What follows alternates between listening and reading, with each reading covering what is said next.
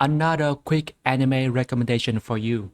I've been very picky with what I want to watch lately, but I found two new anime that go straight to my top 20 best anime I have ever watched. But I only talk about one in this video because the other one is Cyberpunk Edge Runner. I mean, I don't really need to talk about it, right? It literally got the Anime of the Year award like last March. The anime that I want to tell you guys today is a lot more low-key, but somehow managed to slide right to the bottom of my top 20 list. It is Akiba Maid War. Akiba Maid War is fairly new. It's finished airing just at the end of last year. I knew about it when I was scrolling Reddit and I found this GIF. I was kind of confused with how much work they put into animating this scene of a girl choking on ramen and barf it all out. So I went through the trailer on YouTube and yeah, it has great animation for a low-key anime. This is something else to me because even some big anime don't put that much effort like Akiba Maid War. And on Wikipedia, the genre of this anime is labeled girls with gun. I have never seen this specific genre before, so I decided to give it a go. I didn't know what to expect when I started Akiba Maid War because I have never really seen the appeal of these maid things before. But I know that when we talking about maid, we talk about being cute, being wholesome, being social, obedient, all the aspects that a girl is more likely to be able to pull off. And then the first scene of the first episode hit me with a yuck fool. We are nothing like that. A maid died in the first 2 minutes of the series. And guess what killed her? Girls with gun. That makes so much sense now.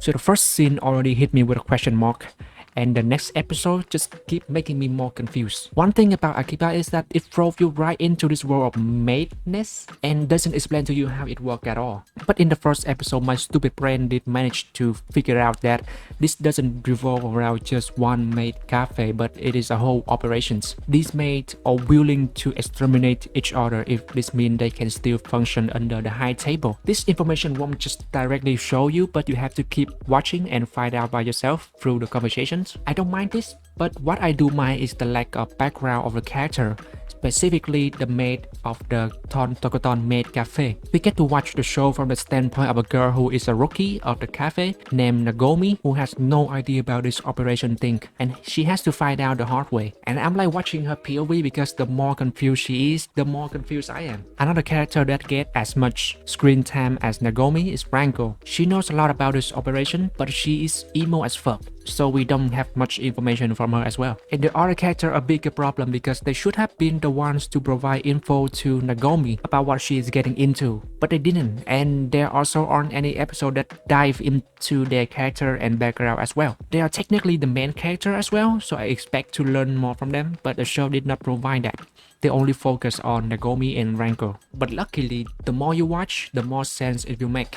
And it turned out the plot isn't complicated like at all. But are you willing to stay until then though? I can confidently say yes because every episode is wild. There's always some shit going on that you cannot possibly think that some cute innocent maid would do. And that's the main attraction of the series that can make you keep watching. Overall, it is a crazy and super dark anime. People get killed left and right. So if you're into seeing those kind of stuff, then yeah, you may like it. And to make it better for you lazy ass, this series pretty much wrapped up everything, so I think there will only be one season.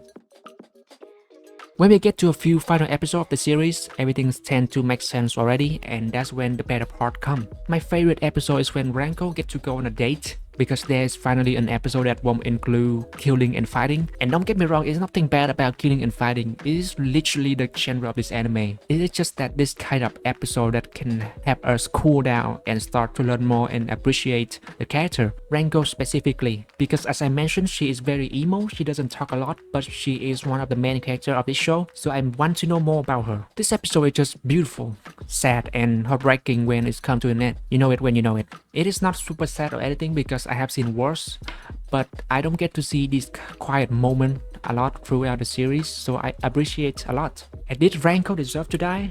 I'm still thinking about it.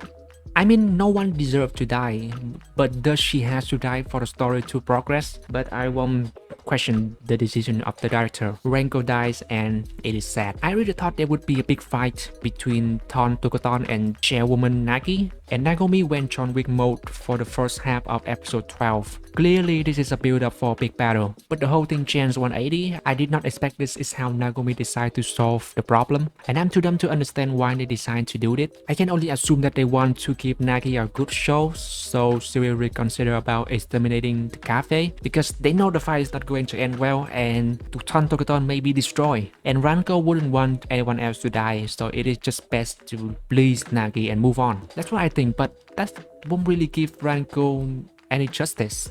So I may be wrong. If you know the meaning of they're doing in the last episode, explain it to me in the comment sections. And I also don't think the ending is a good ending.